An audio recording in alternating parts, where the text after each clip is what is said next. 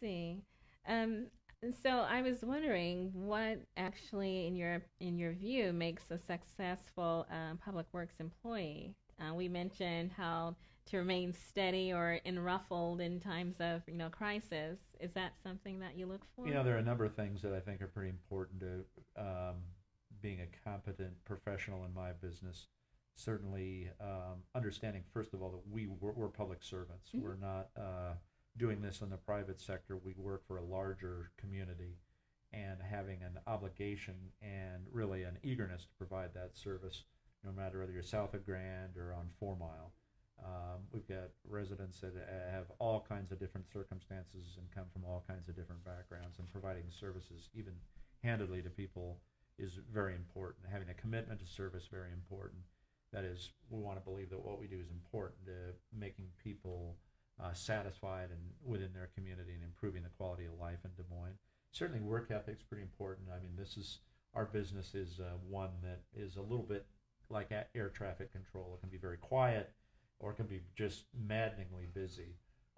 We need people who are reliable and dependable and even-handed and steady in those kind of circumstances. But people need to come to work. People need to realize that they're working for other folks. They're using public dollars. They need to be cautious about what that means, and they need to be really committed to providing service.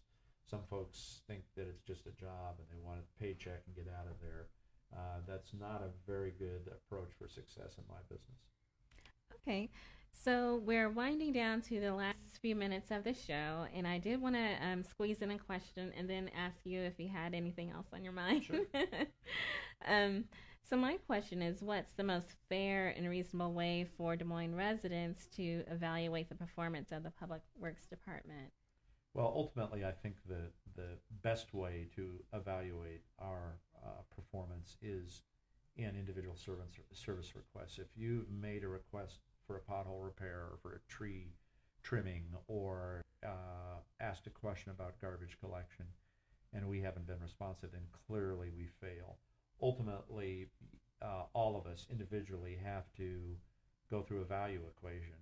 If we're paying $12 a month to have our garbage picked up, as an example, are we getting $12 a month in service? And that's a very subjective kind of question and answer that really goes to each and every one of us as individual consumers and customers in that transaction. But ultimately, we want to provide good value. We want to provide good service. We want to be approachable in providing those services.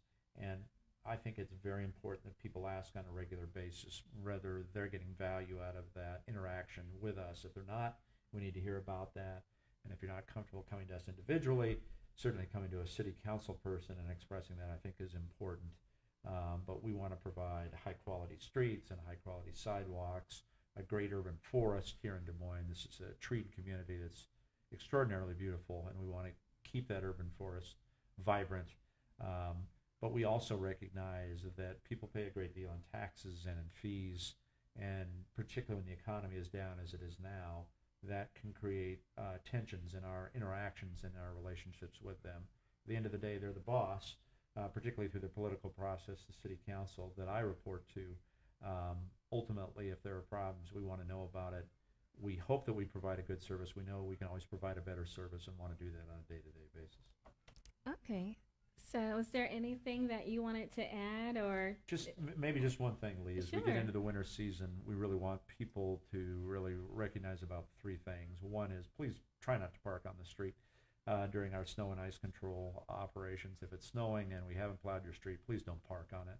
Makes it so much easier for us in the short term in providing a service, and probably you in having to dig your car out if you get off the street until we've had a chance to plow it. Second, in snow and ice, particularly the first 2 or 3 storms, people just drive differently. There's a lot of good research from Iowa State as an example, and some other universities across the United States that say that those of us who are part-time drivers, amateur drivers, we drive to get around, not as professional long-haul truckers or whatever it may be, or Teamsters. It takes 2 or 3 storms for us to know about braking distances and about turning radiuses during snow and ice.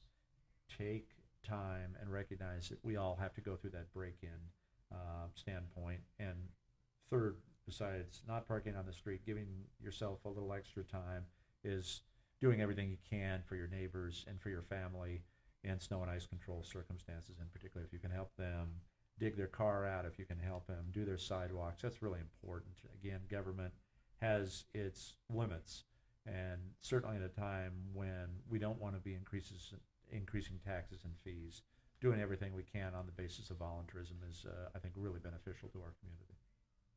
All right. Thank you so much for coming onto the show today. I really enjoyed talking to you, and I feel like I learned quite a lot about stormwater, public works, and how to look at the community and what I can do for my neighbors and how we can help each other make it a very, very, very good place to live, whether it's in the extreme summer season or the winter season, something that we can all participate in for sure. And so I wanted to say to the audience that don't forget to look at the Des Moines, DMGOV.org website for more information to follow up. Next week's Blue.Green.Fusion topic has not been set. We'll figure that out as we get there. But thank you again for coming on the show. I really appreciate it.